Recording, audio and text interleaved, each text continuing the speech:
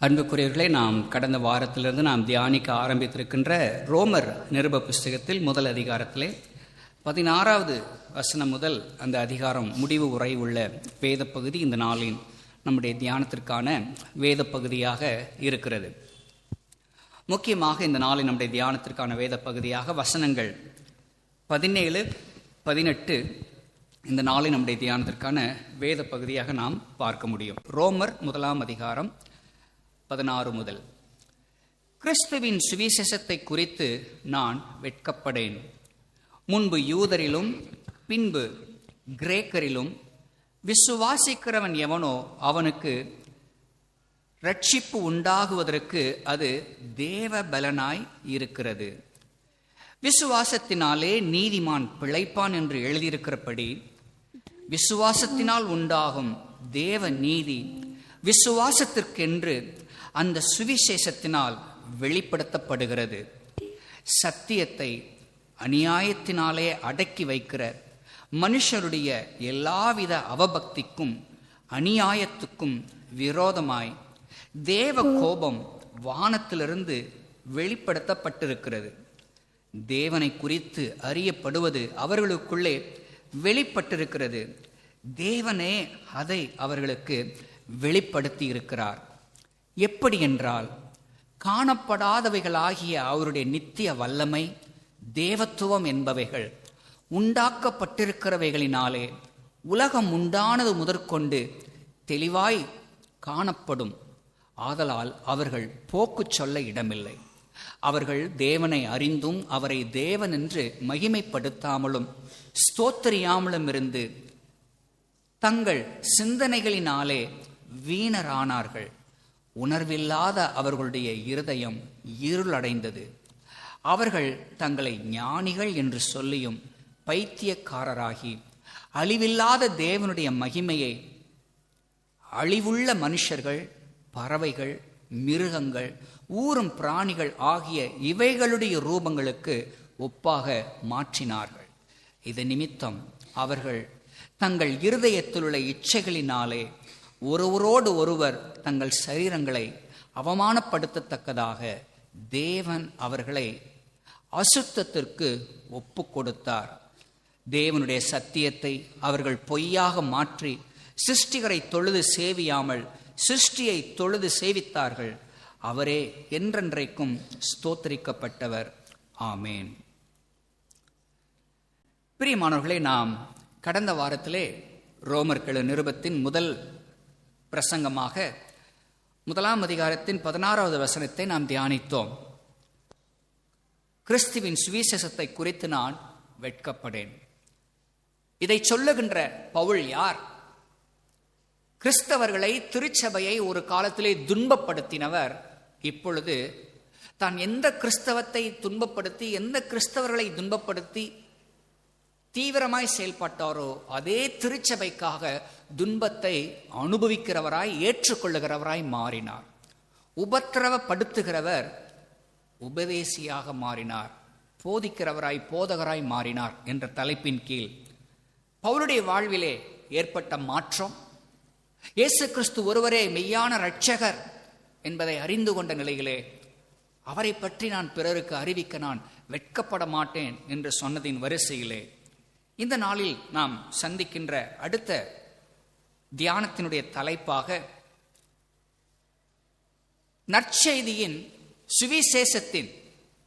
சுவிசேஷம் கூறுகின்ற நற்செய்தி, அதே சுவிசேஷம் கூறுகின்ற துர்ச்செய்தி என்பதுதான் இந்த நாளில் நம்முடைய தலைப்பாக நாம் பார்க்கிறோம். சுவிசேஷம் என்றாலே நற்செய்தி தானே, அதில் என்ன துர்ச்செய்தி இருக்கிறது என்பது நம்முடைய நியாயமான கேள்வி. சுவிசேஷம் என்றாலே நற்செய்தி தானே, அதில் எங்கே துர்ச்செய்தி இருக்கிறது என்பது நம்முடைய நியாயமான கேள்வி. ஆனால் கவனிக்க வேண்டும், வழக்கமாக எப்பொழுதுமே சுவிசேஷம் நாம் அறிவிக்கும் பொழுது சுவிசேஷத்திலே ஆண்டவருடைய நன்மைகளை பற்றி, அவருடைய அன்பு, இரக்கம், உதவி, ஆசீர்வாதம் இவைகளை பற்றியே நாம் சொல்ல பழக்கப்பட்டிருக்கிறோம். தவறு ஒன்றுமில்லை, நல்லதுதான். ஆனால் அது 50% தான் உண்மை. இன்னொரு 50% என்ன? அவர் எப்போதும் பாவிகள் மீது சினம் கொள்ளுகிற தேவன், அநீதியை தண்டிக்கிற ஆண்டவர். தேவனுக்கு உரிய மகிமையை கனத்தை ஒருவன் செலுத்தாத பொழுது தேவன் அவர்களை அசுத்தத்துக்கு ஒப்புக் கொடுக்கிறவர், அவருடைய வீணான சிந்தைகளுக்கு அவர்களை ஒப்புக் கொடுக்கிறவர் என்ற தண்டனையின் செய்தியையும் இது கூறுவதை நாம் பார்க்க முடியும். வழக்கமாக சுவிசேஷ கூட்டங்கள் நடக்கும் பொழுது ஆயிரக்கணக்கான ஜனங்கள் கூடுவது உண்டு. ஆயிரக்கணக்கான ஜனங்களை கூட்டுவது தவறு இல்லை. ஆனால் என்ன சொல்லி கூட்டுகிறார்கள்? ஆண்டவர் உங்களை சுகப்படுத்துவார், ஆண்டவர் உங்களை ஆசீர்வதிப்பார், ஆண்டவர் உங்களுக்கு உதவி செய்வார், ஆண்டவர் கடன் பிரச்சனையிலிருந்து விடுதலை தருவார், இப்படின்ற விஷயங்களை சொல்லி தான் என்ன செய்யறாங்க? எல்லாமே கூட்டுகிற ஒரு நிகழ்வு. அது 50% தான் உண்மை. ஆனால் இன்னொரு 50% எதை பற்றியது? இந்த வேதாகம தேவன் அன்புள்ளவராக இருக்கிற அதே நேரத்தில் அவர் நீதி உள்ளவராகவும் இருக்கிறார். கீழ்ப்படிதலுக்கு நன்மையை தருகிற அதே நேரத்தில் கீழ்ப்படியாத பொழுது அதை தண்டிக்கிறவராகவும் இருக்கிறார் என்ற இன்னும் ஒரு உண்மையும் அது சொல்வதையே நாம் இங்கே பார்க்க முடியும். புதிய ஏற்பாட்டிலே முதலாவதாக சுவிசேஷத்தை அறிவித்த நபராக யோவான் ஸ்நானகனை பார்க்கிறோம். யோவான் ஸ்நானகன் எப்படி அவர் ஊழியம் செய்ய ஆரம்பித்தார்? டியர் லேடிஸ் அண்ட் ஜென்டில்மேன் என்று அவர் ஆரம்பிக்கவில்லை. அன்புக்குரிய சகோதரரே சகோதரிகளே என்று அவர் ஆரம்பிக்கவில்லை. விரியன் பாம்பு குட்டிகளே, வரும் கோபத்துக்கு தப்பித்துக் கொள்ள வகை காட்டினவன் யார்? இதுதான் அவருடைய opening words of his gospel. சுவிசேஷத்தை அறிவிக்கின்ற நிலைகளே அவர் அழைத்தது இப்படித்தான். ரொம்ப டீசென்டான பாலிஷ்டான வார்த்தைகளை பயன்படுத்தி அன்புக்குரியவர்களை, இரியவர்களே, என் ரத்தத்தின் ரத்தமே என்றெல்லாம் அவர் ஆரம்பிக்கவில்லை. விரியன் பாம்பு குட்டிகளை என்றுதான் ஆரம்பிக்கிறார். காரணம், இந்த பூமியிலே பிறக்கின்ற ஒவ்வொரு குழந்தையும் நமது முதல் பெற்றோர்களாகிய ஆதாம் ஏவாளுடைய பாவத்தில் பிறக்கிறார்கள். பிறப்பின்படி, நியாயத்திற்பின்படி, பிறப்பின்படி பாவத்திலே பிறக்கிற நிலையிலே அவர்கள் பிசாசின் பிள்ளைகளாக, கோபாக்கினையின் பிள்ளைகளாய் பிறக்கின்றார்கள். மாம்சத்தின்படி கோபாக்கினின் பிள்ளைகளாய் பிறக்கிறபடியினால் தான் யோவான் ஸ்நானகன் தன் பிரசங்கத்தை, சுவிசேஷத்தை ஆரம்பித்த பொழுது விரியன் பாம்பு குட்டிகளே என்று சொல்லி அவர் ஆரம்பித்தார். This was not a very pleasing greetings which can be part of any introductory note. இயேசு கிறிஸ்து எப்படி தனது ஊழியத்தை ஆரம்பித்தார்? மனம் திரும்புங்கள், பரலோக ராஜ்யம் சமீபமாய் இருக்கிறது. அப்படின்னா என்ன? எல்லாத்துக்கும் சாவு வரப்போது, மனம் திரும்புங்கடா அப்படின்னு இயேசு சொல்லுகிறார். அதையத்தான் இங்கே அப்போஸ்தலனாகிய பவுலும் முன்வைக்கின்றார். 16-17 விஷயத்தை 16வது வசனத்திலே அவருடைய நிலையை பற்றி கூறுகிறார், அவருடைய விசுவாச அறிக்கை பற்றி கூறுகிறார். ஆனால் 17வது வசனத்திலே முதலாவது நற்செய்தியை பற்றி சொல்லுகிறார். விசுவாசத்தினாலே நீதிமான் பிழைப்பான். அது ஒரு ஆறுதலின் செய்தி. It is a message of comfort. இதுதான் நம்முடைய பிரசங்கத்துடைய முதல் குறிப்பு, the comfort. விசுவாசத்தினால் நீதிமான் பிழைப்பான். இரண்டாவது, the message of condemnation. the message of condemnation என்ன? சத்தியத்தை அநியாயத்தினால் அடக்கி வைக்கிற மனுஷருடைய எல்லா அவபக்திக்கும் அநீதிக்கும் விரோதமாய் தேவனுடைய கோபம் வானத்திலிருந்து வெளிப்பட்டிருக்கிறது.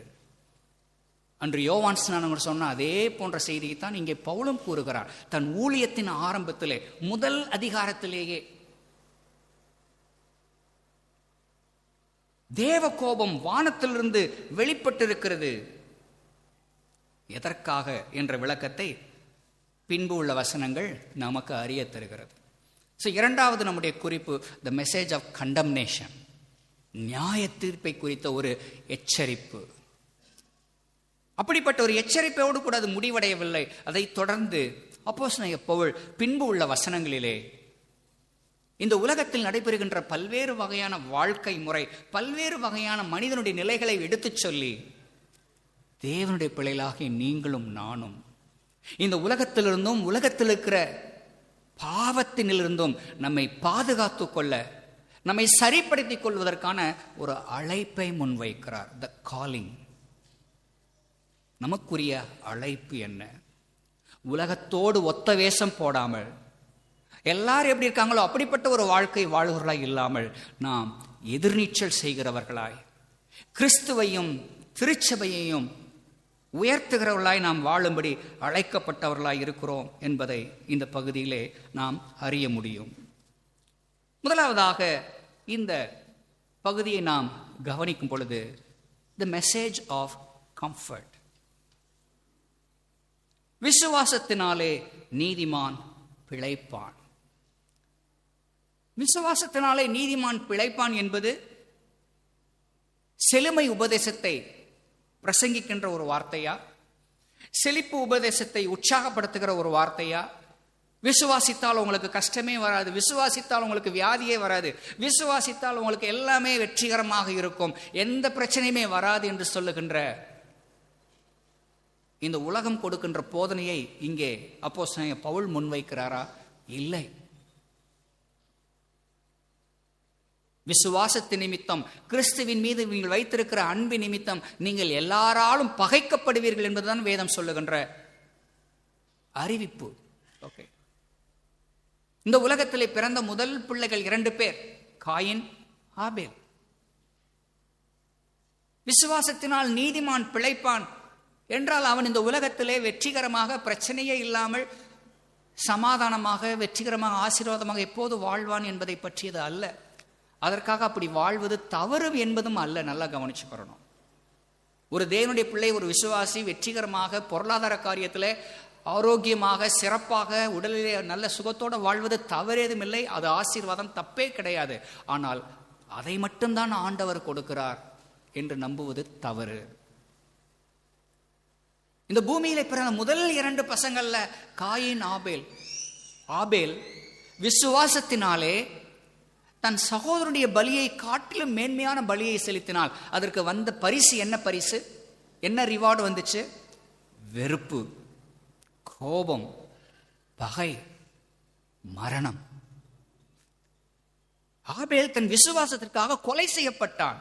ஆக விசுவாசத்தினாலே நீதிமான் பிழைப்பான் என்று கூறுகின்ற செய்தி நமக்கு இயேசுவை விசுவாசித்தால் யாரும் நம்மளை பகைக்க மாட்டாங்க என்ற அர்த்தம் அல்ல, யாரும் நம்மளை வெறுக்க மாட்டாங்க என்ற அர்த்தம் அல்ல. கிறிஸ்துவின் மீது நாம் வைத்திருக்கிற விசுவாசத்தின் நிமித்தம் நாம் பகைக்கப்படுவோம், வெறுக்கப்படுவோம். ஆனால் தேவனால் கைவிடப்பட மாட்டோம். நம் விசுவாசத்தின் நிமித்தம் நம் மரணத்துக்கே கூட ஒப்பு கொடுக்கப்படுவோம். இதுதான் அன்றைக்கு ரோமாபுரியிலே வாழ்ந்த கிறிஸ்தவர்களின் நிலையாக இருந்தது.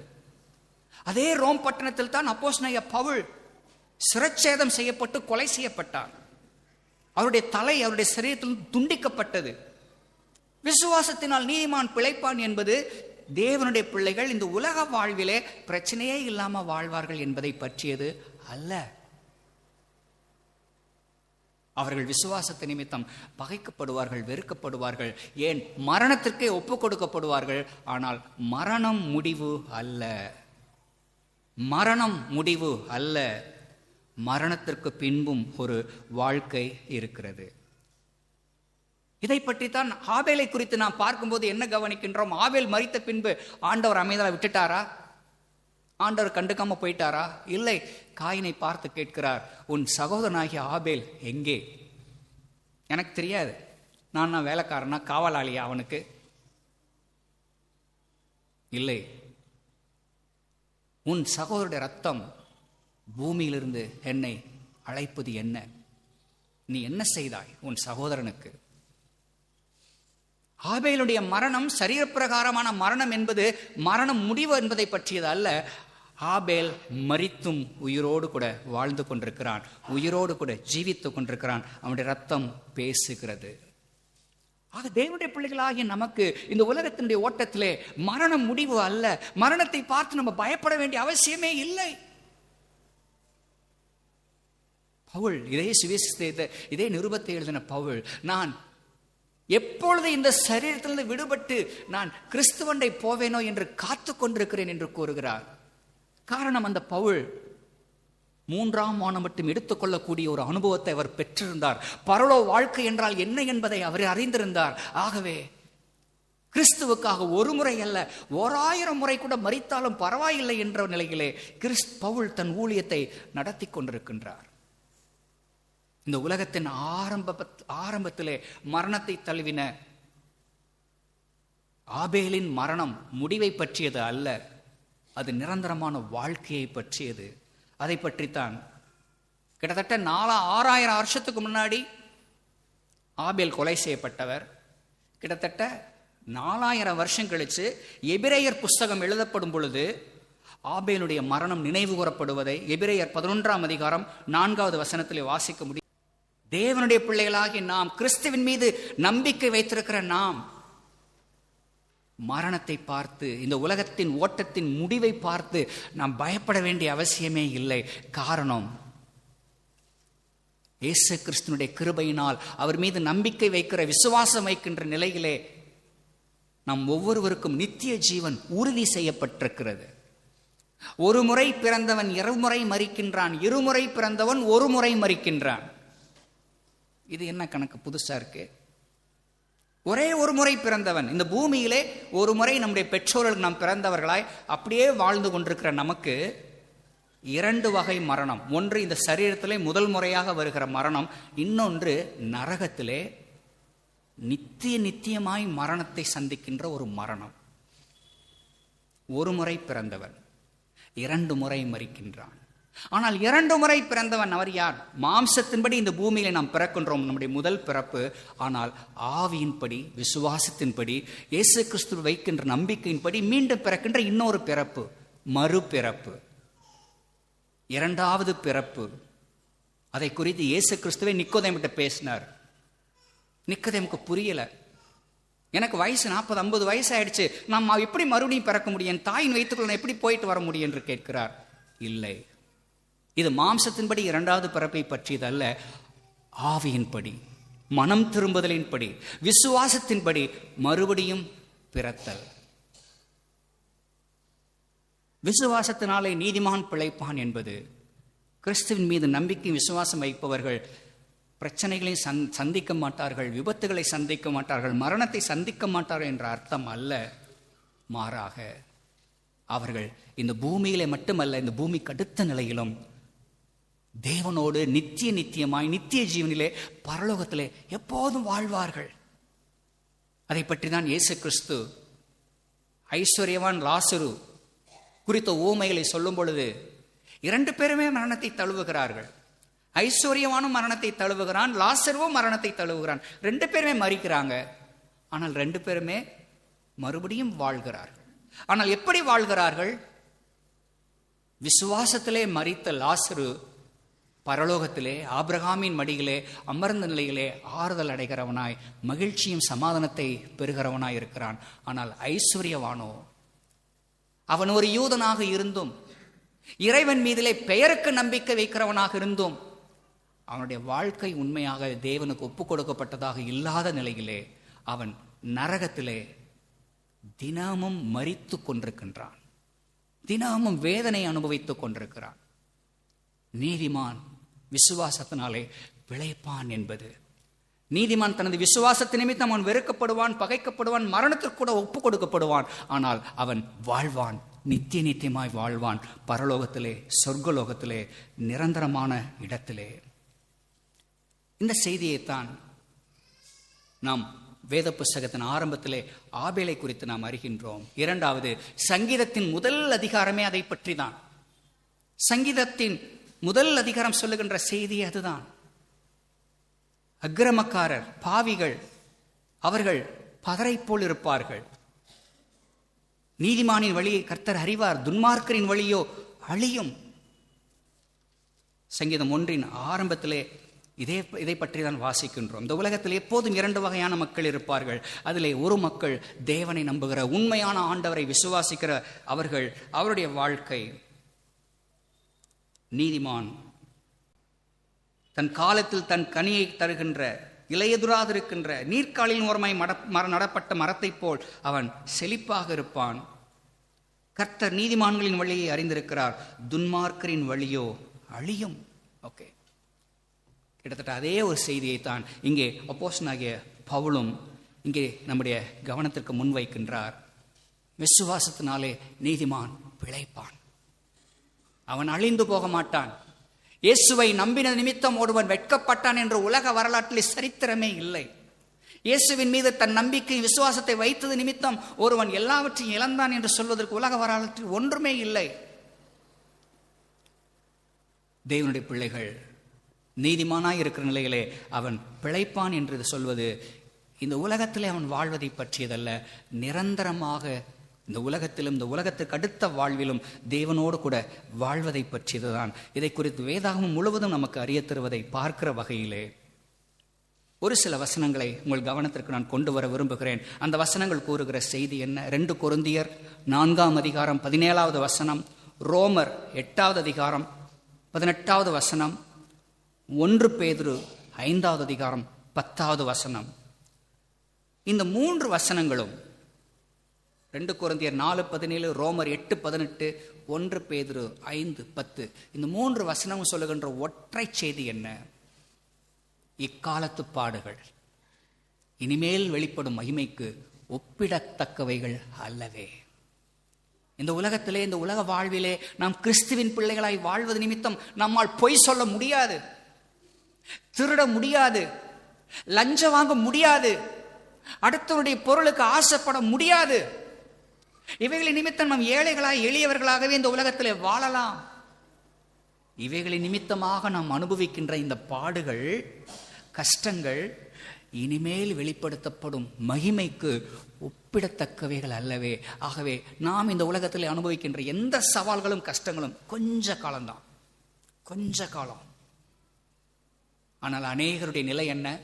இந்த கொஞ்ச காலம் இன்பமா வாழணுன்றதுக்காக பொய், புரட்டு, லஞ்சம், கொலை, வெறி, அடுத்தவனத்தை ஆசைப்படுறது எல்லாமே சேர்த்து வைக்கிறாங்க. ஆனால் நடந்தது என்ன? அந்த ஐஸ்வர்யனுடைய நிலைதான், லாசரு ஐஸ்வர்யனுடைய நிலைதான், நரகத்தில் போய் பாடுபட வேண்டிய பரிதாபம். ஆனால் தேவனுடைய பிள்ளைகள் அப்படி அல்ல. விசுவாசத்தினாலே நீதிமான் பிழைப்பான். உபத்திரவத்தை அனுபவிக்க மாட்டான் என்றல்ல, அவன் பிழைப்பான். மரணத்தை சந்திக்க மாட்டான் என்றல்ல, மரணத்தை சந்தித்தால் அவன் மீண்டும் பிழைப்பான். அடுத்த செய்தி நாம் சந்திப்பது the message of condemnation, நியாய தீர்ப்பு. என்ன நியாய தீர்ப்பு? தேவனுடைய கோபம் வானத்திலிருந்து வெளிப்படுத்தப்பட்டிருக்கிறது. படும் என்பதை பற்றியதல்ல, கவனிக்கணும். பட்டது என்பதை பற்றியதும் அல்ல, படும் எதிர்காலத்தை பற்றியதும் அல்ல, நிகழ்காலத்தை பற்றியதாக இருக்கிறது. சத்தியத்தை அநியாயத்தினாலே அடக்கி வைக்கிற மனுஷருடைய எல்லாவித அவபக்திக்கும் அநியாயத்துக்கும் விரோதமாய் தேவ கோபம் வானத்திலிருந்து வெளிப்படுத்தப்பட்டிருக்கிறது. தேவ கோபம். வழக்கமாக மனிதர்களுக்கு கடவுள், இறைவன் என்றாலே அவர் அன்புள்ளவர், நம்மை நேசிப்பவர், நமக்கு உதவி செய்பவர், இப்படிப்பட்டதை மட்டும் கேட்கறதுக்கு நம்ம ப்ரோக்ராம்டா இருக்கிறோம். We love to hear God being love. We are not ready to get to know a God who is known for his wrath. கோபப்படுகிற ஆண்டவர் என்பதை பற்றி நம்ம கேட்கறதுக்கு நமக்கு ஆயத்தமாவே இல்லை. இந்த உலகத்தில் அவ்வப்போது நடைபெறுகின்ற நிகழ்வுகள் எப்படிப்பட்ட நிகழ்வுகள்? சுனாமி, பூகம்பம், கொரோனா, ஹோலோகாஸ்ட், இப்படி நிகழ்வுல நடக்கும்போது மனிதனுக்கு இயல்பா வர்ற கேள்வி என்ன? கடவுள் இருந்தா ஏன் இதெல்லாம் நடக்குது? கடவுளை பத்தி யோசிக்கவே மாட்டான், மனம் போல வாழ்வான். திடீர்னு ஒரு இழப்புன்னு வரமே, கடவுள் இருக்காரா, இருந்தார்னா ஏன் இதெல்லாம் இப்படி நடக்குது அப்படின்னு சொல்லி என்ன செய்வான்? கேள்வி கேட்பான். இதுதான் மனிதனுடைய வாழ்க்கை. ஆனால் இப்படிப்பட்ட நிகழ்வுகள் எதை வெளிப்படுத்துகிறது? தேவனுடைய நீதியான நியாயமான கோபத்தை வெளிப்படுத்துகிறது. கவனிக்கலாம். கிட்டத்தட்ட இங்க இருக்க எல்லாருமே நமக்கு சினிமா பார்க்கறது பிடிக்கும், சினிமா பார்த்துருக்குறோம். இந்த சினிமாவில் என்ன, எப்பயுமே ஒரு 2 கேரக்டர்ஸ் இருப்பாங்கல்ல, ஒரு ஹீரோ, ஒரு வில்லன். வில்லன் இல்லாம ஹீரோ கிடையாது. ஓகே, ஹீரோக்கு எப்ப மதிப்பு, இதனால மதிப்பு, வில்லன்ற ஒருத்தர் இருக்கனால தான் மதிப்பு. ஸோ வழக்கமாக நமக்கு எப்படி நம்முடைய மனநிலை என்ன? ஹீரோவுக்கு சப்போர்ட் பண்ற மாதிரியே நம்ம எல்லாருடைய மனநிலை இருக்கும். வில்லனுக்கு அடி உத வந்துச்சுன்னா சந்தோஷப்படுவோம், வில்லனை ஷூட் பண்ணா சந்தோஷப்படுவோம். வில்லன் ஜெயிக்கிற மாதிரி இருந்தால் எதுவும் நம்மளே அடி வாங்குற மாதிரியே இருக்கும். ரைட், நம்மளே அடி வாங்குற மாதிரி இருக்கும். மேபி நம்மளே அட்வைஸ் பண்ணுவோம், இப்படி பண்ண நல்லா இருக்கும், அப்படி பண்ண நல்லா இருக்கும், சஜஷன்ஸ் நம்ம சைட்ல இருந்து. ஏன் நம்ம ஹீரோவை சப்போர்ட் பண்றோம், வில்லனை ஹேட் பண்றோம், வெறுக்கிறோம்? காரணம், இயல்பாகவே நமக்குள்ள நல்லது செய்கிறவனை நேசிக்கிறோம், கெட்டது செய்கிறவனை வெறுக்கிறோம். ஏன் நம்ம அப்படி இருக்கிறோம்? நம்மளை படைச்ச கடவுள் நம்ம அப்படிதான் இருக்கார். நம்ம எல்லாருமே கடவுளுடைய சாயலில் படைக்கப்பட்டவர்கள். உலகத்தில் வாழ்கிற எல்லா மனிதர்களுமே தேவனுடைய சாயலிலும் அவருடைய ரூபத்தின்படி படைக்கப்பட்டதுனால நமக்குள்ள எப்படி அன்பு, இரக்கம், கருணை இருக்குது. அதே நேரத்தில் கோபம், நியாயமான கோபம், சம்டைம்ஸ் நியாயம் இல்லாமல் கோபப்படுவோம், அது தவறு. கடவுள் அப்படி பட மாட்டார் எப்பயுமே. ஓகே, நம்ம படுவோம், நியாயமே இல்லாமல் படுவோம், அது தவறு. ஸோ நமக்குள்ள அன்பு, இரக்கம், கருணை இதெல்லாம் இருக்குது. இன்னொரு பக்கம் நீதியான கோபம், நீதியான வருத்தம் இவைகள் இருப்பது போல இது இருக்கிறது காரணமே நமது ஆண்டவர் ரெண்டுமே உடையவர். ஆனால் நமக்கு எதிர்பார்க்குற விருப்பம், மனிதன் விரும்புகிற கடவுள் எப்படி இருக்கணும்? எப்பயுமே நல்லது மட்டும்தான் செய்யணும், எப்பயுமே உதவி மட்டும்தான் செய்யணும், எப்பயுமே ஆசீர்வாதத்தை மட்டும்தான் கொடுக்கணும், எப்பயுமே எல்லாத்துக்கும் பொதுவாக நடந்து வரணும் அப்படின்னு நம்மளா ஒரு கடவுளை டிசைன் பண்ண நம்ம தூண்டப்படுகிறோம். ஆனால் இறைவன் அப்படிப்பட்டவர் அல்ல. தேவன் அன்புள்ளவர், இரக்கமுள்ளவர்.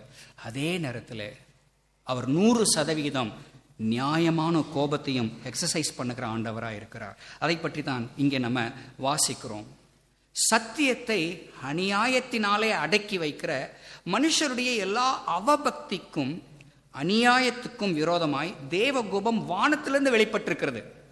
இங்க 2 பிரச்சனைகளை பவுல் சொல்லுகிறார். அவபக்தி, அநியாயம். Okay, ungodliness, unrighteousness. ஓகே, அவபக்தி, அநியாயம். அவபக்தி என்பது எதை பற்றி? It is the duty between God and my self.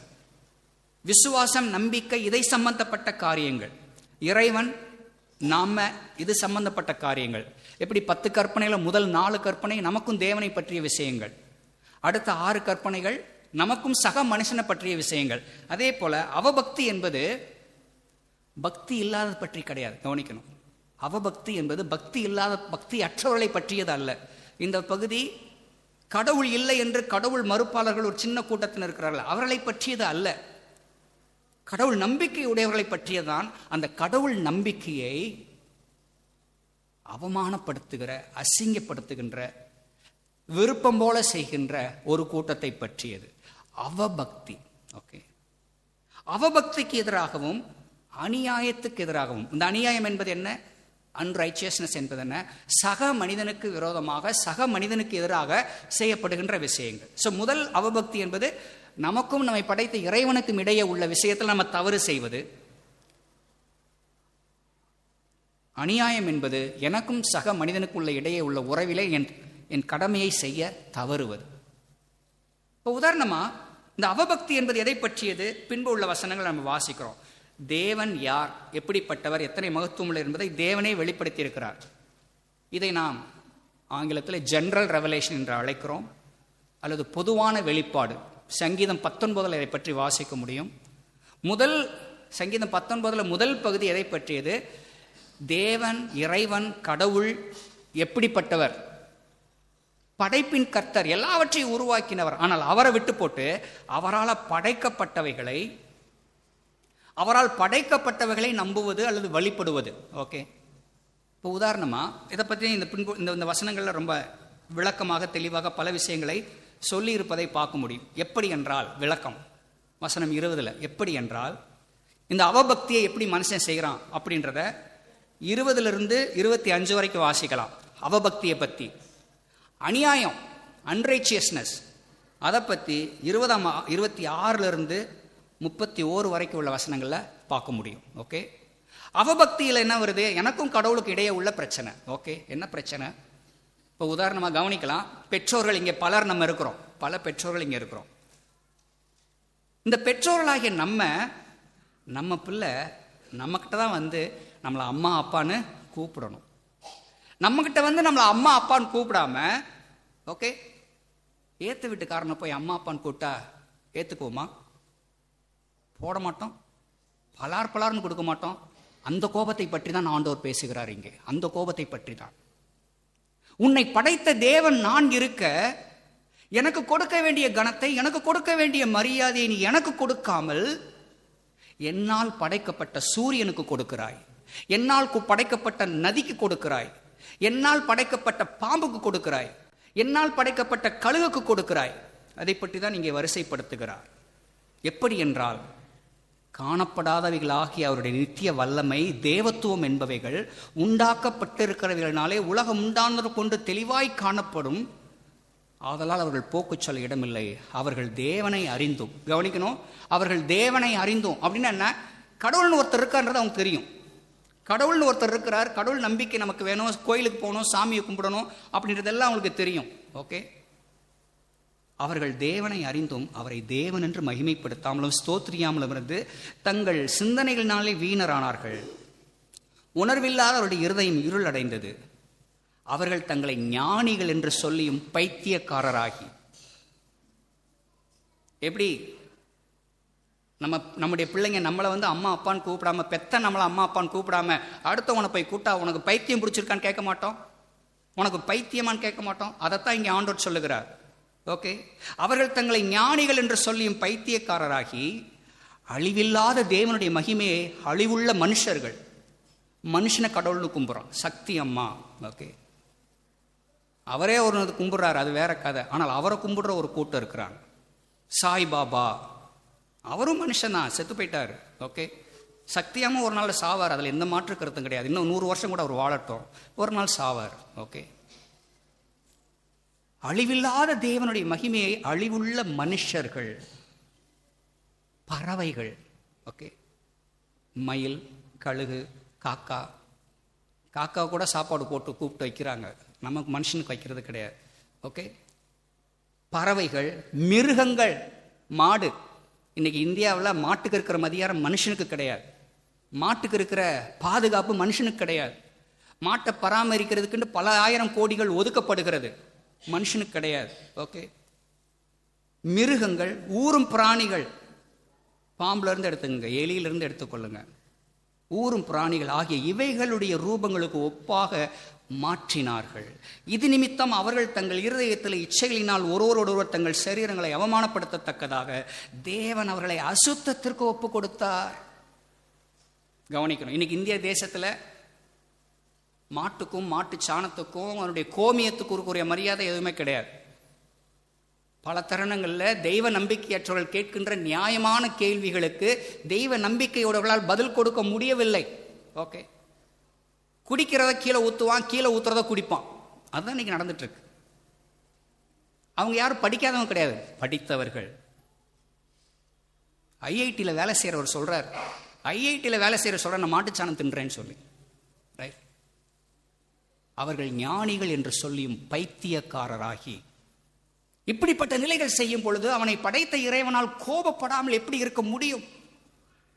கோபம், நியாயமான கோபம். ஓகே, ஏனென்றால் மனிதன் ஒவ்வொருவரும் தேவனுடைய சாயலிலும் அவருடைய ரூபத்தின்படி படைக்கப்பட்டவன். அப்படி ரூபத்தின்படி படைக்கப்பட்டவனாக இருக்கிற நிலையிலே அதை மறந்துட்டு மனுஷனையும் மிருகத்தையும் பறவையையும் பாம்பையும் தெய்வமாக கையெடுத்து கும்பிடுற அவனை பார்த்து தேவன் நியாயமாய் கோபப்படுத்தப்படுகிறார்.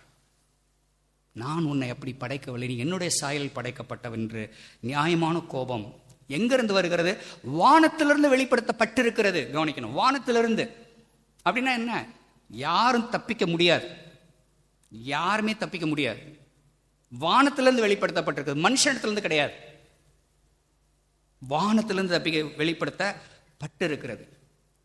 ஒவ்வொரு முறையும் நம்முடைய நண்பர்களோ அல்லது உறவினர்களோ சொந்தக்காரரோ உடன் பிறந்தவர்களோ விக்கிரக ஆராதனை பண்ணும்போது, மாட்டை தெய்வமான பார்க்கும்போது, பாம்பை கையெடுத்து கும்பிடும் போது, ஆறறிவுள்ள மனிதன் ஓரறிவு ஈரறிவுள்ள மிருகத்தையும் ஊரும் பிராணிகளையும் கையெடுத்து கும்பிடுவது என்பது அவன் அறியாம செய்கிறான். நோ, கவனிக்கணும், அறியாமலாம் செய்யவில்லை. அவர்கள் ஞானிகள் என்று சொல்லியும் அவர்கள் பைத்தியக்காரராய் இருக்கிறார்கள். தேவனை குறித்து அறிவது அவர்களுக்கு வெளிப்படுத்தப்பட்டிருக்கிறது. ஆனால் அவர்கள் அதை என்ன செய்கிறார்கள்? சத்தியத்தை அநியாயத்தினாலே அடக்கி வைக்கிறார்கள், அடக்கி வைக்கிறாங்க. அவங்களுடைய உள்ளான மனசுல தெரியும் இது தெய்வம் அல்ல என்று தெரியும். ஆனாலும் பக்தியாய் கையெடுத்து கும்பிட்டு 4 நாள் காத்திருப்பான், வரிசையில் நிற்பான். பரிதாபமான நிலை. இப்படி நிற்கிற நிலை தேவனுடைய நியாய தீர்ப்பு என்பதை நாம் இங்கே அறிய வேண்டிய அவசியத்திலே இருக்கிறோம். இப்படிப்பட்ட இறைவனுடைய நியாயத்தீர்ப்பு கோபம் வெளிப்படுத்தலை குறித்து வேத புஸ்தகத்தில் பார்க்கும் பொழுது முதலாவது நிலையிலே ஒரு பெரிய வலையில பார்க்கிறோம். என்ன பார்க்கிறோம்? நோவாவின் காலத்தில் வெள்ளம். தேவனுடைய கோபம் வானத்திலிருந்து வெளிப்படுத்தப்பட்டிருக்கிறது என்பதற்கு எடுத்துக்காட்டாக ஒரு 2 சம்பவம் பார்க்கலாம். ஒன்று, நோவா காலத்தில் பெய்த மழை நிமித்தம் அந்த வெள்ளம், அதில் முழு உலகமும் அழிவை கண்டது. 8 பேர் பாதுகாக்கப்படுறாங்க. அந்த 8 பேரின் மூலமாக தான் இந்த உலகத்தில் இருக்கிற நம்ம எல்லாருமே வந்திருக்கிறோம். முதல்ல 2 பேர் ஆதாம் ஏவாள், அதுக்கப்புறம் 8 பேராக இருக்கிறாங்க. அந்த 8 பேர்லேருந்து அந்த உலகத்தில் இருக்க நம்ம எல்லாருமே ஒரே குடும்பத்தின் பிள்ளைகளாக தான் நம்ம எல்லாருமே வந்திருக்கிறோம். ஓகே. இரண்டாவது, சோதோம் குமாராலையும் பாவம், பல்வேறு வகையான பாவம். முதல்ல தண்ணி அனுப்பிச்சாரு, 2வது நெருப்பு அனுப்புகிறார். நெருப்பினால் சோதோம் குமோரா எரிக்கப்பட்டது. அது ஆண்டவருடைய கோபத்தின் வெளிப்பாடாக ஆதியாகமம் 19வது அதிகாரம் நமக்கு அறிய தருவதை பார்க்க முடியும். ஓகே. ஆக தேவனுடைய கோபம் நியாயமான நிலைகளை வெளிப்படுத்துகிற வகையிலே இங்கே பார்ப்பது என்ன? ஏன் மனிதன் அன்காட்லியா இருக்கிறான்? கவனிக்கணும். அன்காட்லியா, அன்ரிச்சியஸா, அநியாயம் பண்றவனா, அவபக்தி உடையவனா இருக்கிறான். ஏன் அவபக்தி உடையவனா இருக்கிறான்? அவனுக்கு தெரியாம பண்றான்லாம் கிடையவே கிடையாது. தெரிஞ்சுதான் பண்றான். அறிவோடு இருக்கிறேன் என்று சொல்லிதான் அவன் செய்கிறான். அவன்கிட்ட போய் என்ன புத்தி சோதனை சொன்னாலும் அவங்களால கேட்கவே முடியாது. ஓ வேலையை பார்த்துட்டு போடான்மா. ஆனால் பரிதாபமான நிலை, ஆறறிவுள்ள மனிதன் ஓரறிவு ஈரறிவு மிருகத்துக்கு பின்பாக, படைப்புக்கு பின்பாக இறைவன் என்று ஓடுகின்ற நிலை என்பது தேவனுடைய நியாய தீர்ப்பை கொண்டு வருகிறதா இருக்கிறது. தேவனுடைய நியாய தீர்ப்பின் வெளிப்பாடாக நாம் அங்கே அதை பார்க்கிறோம். ஓகே. தேவனுடைய நியாய தீர்ப்பு, தேவனுடைய கோபம் வானத்திலிருந்து வெளிப்படுத்தப்பட்டிருக்கிறது. ஓகே. இப்படி பட்டிருக்கிற நிலையில தேவனுடைய கோபத்துடைய வெளிப்படுத்தக்கூடிய கோபத்தை பற்றி நம்ம அறிகிற வகையில், அவனுடைய கோபம் என்பது என்ன? உடனே அவனை சரி பண்ண மாட்டார் ஆண்டவர். உடனே அவனுக்கு சிக்கல்லாம் கொண்டு வர மாட்டார். தொடர்ந்து விடுவார். ஓகே, நீ ஓடுப்பா, நீ செய்யறதில் செஞ்சுக்கிட்டே இருப்பான்னு விட்டுருவார். அதை பற்றி தான் சங்கீதம் 73:18 நம்ம வாசிக்கிறோம். சங்கீதம் 73:18 தேவன் அவர்களை சறுக்கலான இடத்திலே நிறுத்தி பாலான இடங்களில் விழும்படி தள்ளுகிறார். ஓகே. சறுக்கலான இடத்தில் நிறுத்தி பாலான இடங்களில் விழும்படி தேவனை தள்ளி விடுகிறார் அப்படின்ற நியாய தீர்ப்பை நம்ம பார்க்கிறோம். இது தேவனுடைய நியாயமான நியாய தீர்ப்பின் வெளிப்பாடு. மூன்றாவதாக அவர் காலிங், நம்முடைய அழைப்பு. கவனிக்கலாம். ஓகே. மூன்றாவது குறிப்பை நம்ம தியானிச்சு முடிச்சிடலாம். கவனிக்கலாம், நம்முடைய அழைப்பு என்ன, ஏன் அப்போஸ்தலன் பவுல் இவைகளை எல்லாம் இங்கே எழுத வேண்டும். ஓகே. ஸோ முதல் பகுதி அவபக்தி, பக்தியற்ற நிலையை கற்றது கிடையாது, அவபக்தியை பற்றி தான் பேசுகிறார். ஓகே. ஏத்தியிஸ்டை பற்றி பேசல, தீயிஸ்ட் பாலிதீஸ்டை பற்றி பேசுகிறார். ஓகே. இரண்டாவது பகுதி 26வது வசனம் முதல், ஓகே, அன்காட்லினஸ், ஓகே, அநீதியான காரியங்களை பற்றி பேசுகிறார், அநியாயத்தை பற்றி பேசுகிறார். எனக்கும் சக மனிதனுக்கும் இடையே உள்ள உறவிலே என்னுடைய கீழ்ப்படியாமை. ஸோ முதல் பகுதி it is a vertical relationship, எனக்கும் தேவனுக்கும் இடையேப்பட்ட காரியத்தில் நான் தவறு செய்வது. இரண்டாவது ஹரிசான்டல் ஃபெயிலியர், எனக்கும் சக மனிதனுக்கும் இடையேப்பட்ட உறவிலே என்னுடைய கீழ்ப்படியாமை அல்லது என்னுடைய வீழ்ச்சி. இந்த வீழ்ச்சியில் கிட்டத்தட்ட 26வது அதிகாரத்திலிருந்து 31வது வரைக்கும் வசனம் உள்ள பகுதிகளிலே கிட்டத்தட்ட 32 வகையான பாவத்தை பட்டியலிடுகிறார். கவனிக்கணும், 32 வகையான பாவத்தை இங்கே பட்டியலிடுகிறார். அதில் சில பாவங்கள் நமக்கு சாதாரணமாக தெரியும், ஓ இது பாவம் அப்படின்றது நமக்கு தெரியும். ஆனால் சில பாவங்கள் அதை பெருசாக யோசிக்கவே மாட்டோம். இதற்கு சொல்லப்படுகிற ஒரு தலைப்பு respectable since. Okay, respectable since. ஒரு புஸ்தகம் இருக்குது. ஓகே, ரெஸ்பெக்டபிள் சின்ஸ், ஜெரி பிரிட்ஜஸ் அப்படின்ற ஒருத்தர் எழுதியிருக்கிறார். எப்பயாவது வாய்ப்பு கிடைச்சா படிங்க. இந்த 32 வகையான பாவத்தில் பாதி பாவம் நமக்கு மேலோட்டமாக ஓ இதெல்லாம் பாவம் அப்படின்னு ஈஸியாக சொல்லிடுவோம். ஆனால் இன்னொரு பக்கம் உள்ள விஷயங்களை அதை ஒன்று கண்டுக்கவே மாட்டோம். நம்மளும் செய்வோம், மற்றவங்க செய்கிறதையும் நம்ம விட்டு விடுவோம். அதை பெருசாக ஒன்றா நினச்சி கொள்ளவே மாட்டோம். அதை பற்றி தான் இங்கே அவர் வரிசைப்படுத்துகிறார். கவனிக்கணும், இந்த நிருப புஸ்தகம், ரோமர் புஸ்தகம் யாருக்கு எழுதுறாரு? அவிசுவாசிக்கு எழுதுறாரா? சர்ச்சுக்களை வெளியில் இருக்கிறவங்களுக்கு எழுதுறாரா? யாருக்கு எழுதுறாரு? விசுவாசிகளுக்கு எழுதுகிறார். திருச்சபைக்கு உள்ளே இருக்கிறவர்களுக்கு எழுதுகிறார். கிறிஸ்தவர்கள் மத்தியிலே, விசுவாசிகளுக்குள் தேவன் வெறுக்கின்ற சில காரியங்கள் உண்டு. அந்த காரியங்களை நாம் ஆராய்ந்து பார்ப்போம், சரி செய்து கொள்வதற்கு முயற்சி செய்யலாம். வீட்டுக்கு போய் இந்த 2 பகுதி கவனமாக வாசியுங்க.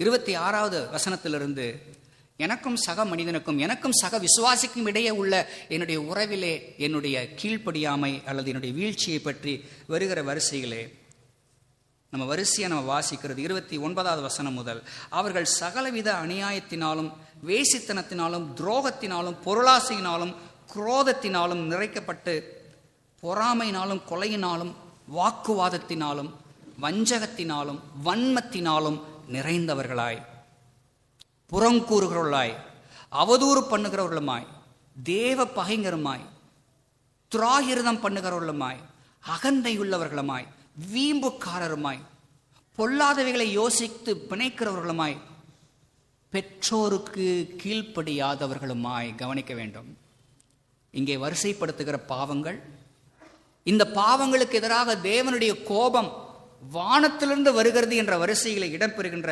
பாவங்கள் என்ற வரிசையிலே பொறாமை. கவனிக்கணும், இதெல்லாம் நம்ம ரொம்ப பார்ட் ஆஃப் லைஃப் போல நமக்கு பல தருணங்கள் இருப்பது உண்டு. என்னை விட அவன் நல்லா இருக்கானே, ஆண்டவர்கிட்ட கேட்போம், ஆண்டவரே என்னை விட அவன் நல்லா இருக்கான், சந்தோஷம் என்று ஏற்றுக்கொள்ளக்கூடிய என் மனசு பக்குவப்படுத்துங்க ஆண்டவரே, கேட்கலாம். ஓகே. பொறாமை, நோ. ஓகே. வாக்குவாதம் பண்ற நிலை வேண்டாம், விட்டு கொடுத்து போகலாம். நீ ஆளா, நான் பெரிய ஆளா, நீ சொல்றது சரியா, நான் சொல்றது யாரு ஜெயிக்கிறா? வாக்குவாதம், நோ. பேசி பார்ப்போம், சொல்லி பார்ப்போம். ஒத்து வந்தா ஏத்துக்கலாம், ஒத்து வரனா நீ கிழக்க போ, நான் மேற்க போறேன், நீ வடக்க போனா நான் தெற்க போறேன். நாம எப்ப சண்டை போடுவோம்? நம்ம சகோதரர்கள், நம்ம நண்பர்கள். ஓகே. வன்மம் மனசுல, எனக்கு எப்ப வாய்ப்பு கிடைக்கும் அவனை ஒரு வழி பண்றேன். நோ, நமக்கு தேவையில்லை. இது நமக்குரியது கிடையாது, ஆண்டுடைய பிள்ளைகளுக்குரியது கிடையாது, உலகத்தில் உள்ளவர்களுக்குரியது.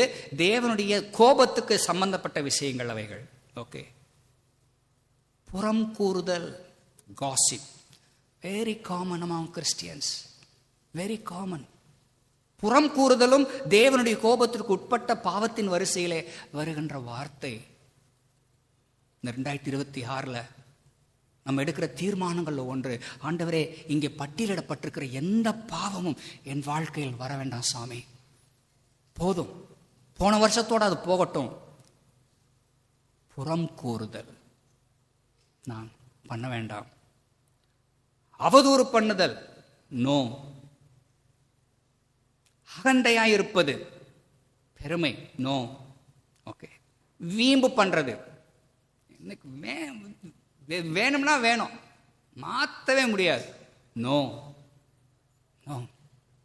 விடாப்புடியா இருக்கிறது, நல்ல விஷயத்துக்கு விடாப்புடியா இருங்க. ஓகே. நல்ல விஷயத்துக்கு விடாப்புடியா இருக்கலாம்.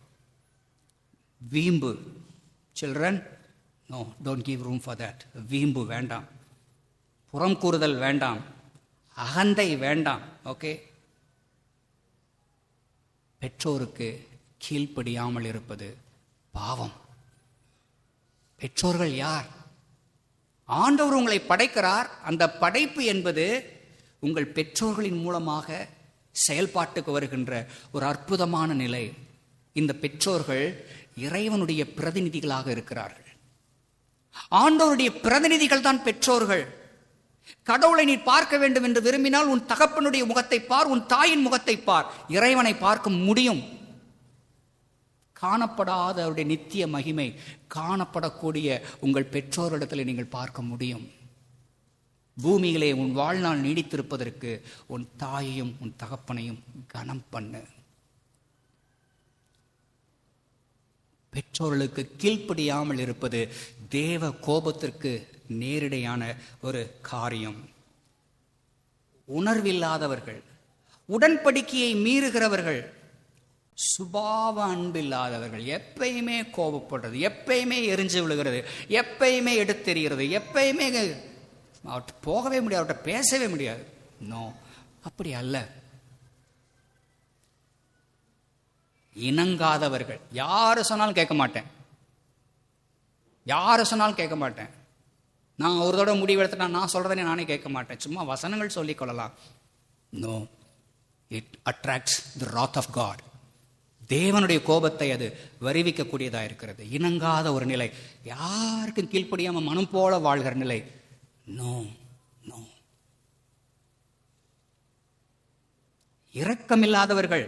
ஓகே, இணங்காதவர்களுக்கு ஆங்கிலத்தில் பயன்படுத்திருக்க வார்த்தை, இணங்காதவர்களுக்கு ஆங்கிலத்தில் சொல்லுகிற வார்த்தை அன்லவிங். அன்லவிங். அவனை நேசிக்கவே மாட்டேன், நான் அவளை நான் நேசிக்கவே மாட்டேன். நோ, இல்லை, அப்படி அல்ல. உன்னை பகைக்கிறவர்களை நேசி. இதுதான் வேதத்தின் போதனை. உன்னை பகைக்கிறவனை நேசி, தீமை செய்கிறவனுக்கு நன்மை செய், சபிக்கிறவனை ஆசீர்வதி, துன்பப்படுத்துறவனுக்காக ஜெபம் பண்ணு. இதுதான் இயேசுவினுடைய போதனை. ஓகே, அன்லவிங். நான் மன்னிக்கவே மாட்டேன் அவனை. நம்ம என்ன கடவுளா? யோசேப் சொல்லலாம், நான் மன்னிக்கவே மாட்டேன் உங்களை சொல்லலாம். ஆனா யோசேப் என்ன சொன்னார்? நோ, நான் கடவுளா? உங்களை தண்டிப்பதற்கு, உங்களை மன்னிக்காம இருக்க நான் கடவுளா? கடவுளே மன்னிக்கிறார், நான் என்ன பெரிய விஷயம்? ரைட். இரக்கம் இல்லாதவர்களாய் இருக்கிறார்கள். அவர்கள் தான் அப்படி இருக்கிறாங்க, தண்டனைக்குரியவங்க. தேவனுடைய பிள்ளைகள் நீங்கள் நான் அப்படி இருக்க கூடாது.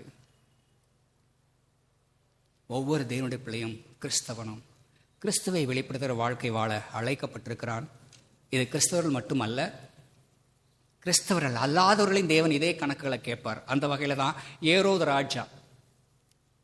ராஜா தன்னுடைய ஜனங்கள் எல்லாரும் அவனை புகழ்கிற நிலையிலே அப்போஸ்தலர் 12 நாம் சந்திக்கின்ற வாசிக்கிற வார்த்தைகள் 20 முதல் 23. ஓகே, எல்லாரும் அவனை பார்த்து புகழுகிறார்கள். அவன் பேசுவதை பார்த்து இது தேவனுடைய சத்தம் என்று சொல்கிறார்கள். அப்போ ஏரோது ராஜா என்ன சொல்லிக்கணும்? நம்ம தான் என்ன சொல்லணும்? அப்பெல்லாம் சொல்லாதீங்க, நான் சாதாரண மனுஷங்க, அப்பெல்லாம் சொல்லாதீங்க அப்படின்னு சொல்லணும். ஆனால் அவன் அதை ஏற்றுக்கொள்ளுகிறான். இது தேவனுடைய சத்தம் சொல்லி அவங்க தான் சொன்னாங்க, அது சொன்னதை அவன் ஏற்றுக்கொள்ளுகிறான். அவனா சொல்லலை, சொன்னதை அவன் ஏற்றுக்கொள்ளுகிறான். அதுக்கு தண்டனை. தேவனுடைய தூதன் தோன்றி அவனை அடித்தார். அவன் புழுத்து செத்தான். வழக்கமா செத்ததுக்கு அப்புறம் தான் புழுக்கும், ரைட்? செத்ததுக்கு அப்புறம் தான் புழுக்கும். ஆனா இவன் விஷயத்துல ஃபர்ஸ்ட் புழுக்குது, உயிரோட புழு அவனை சாப்பிடுகிறது. புழு அவனை சாப்பிட்ட பின்னாடி கடைசியில் அவன் சாப்பிட்றான். ஓகே,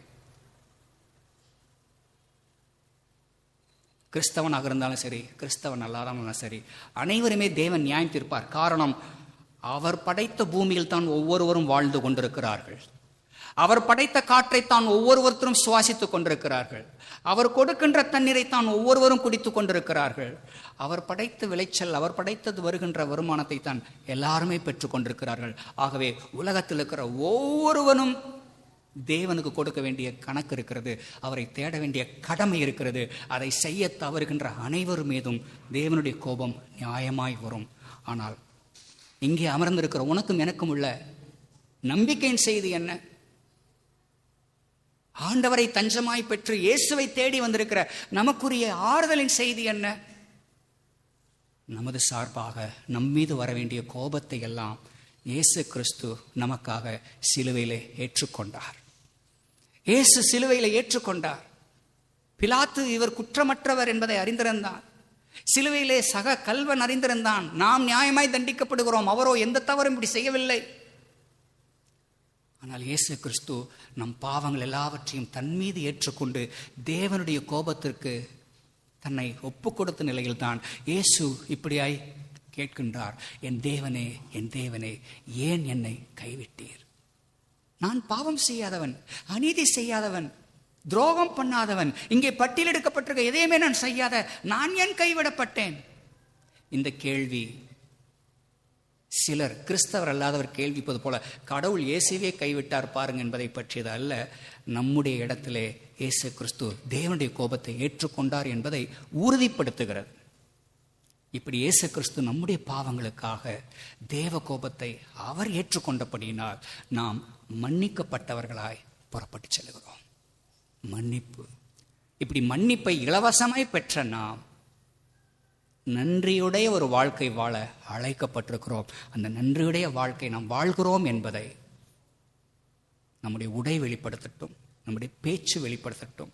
நம்முடைய நடையுடை பாவனைகள் வெளிப்படுத்துகிற வகையிலே நாம் தேவனுடைய கோபத்திற்கு சம்பந்தப்பட்ட இந்த உலகத்துக்குரியவர்கள் அல்ல, அவருடைய இரக்கத்தை நான் பெற்றிருக்கிறேன். ஆகவே நானும் அவரை போல பிறருக்கு இரக்கம் காட்டுவேன், பிறரை நேசிப்பேன், பிறரை ஏற்றுக்கொள்வேன், பிறருக்காக வாழ்வேன் என்ற நற்குணாதிசயங்களை பெற்றவர்களாய் இருக்க நம் ஆண்டவர் நமக்கு உதவி செய்வாராக.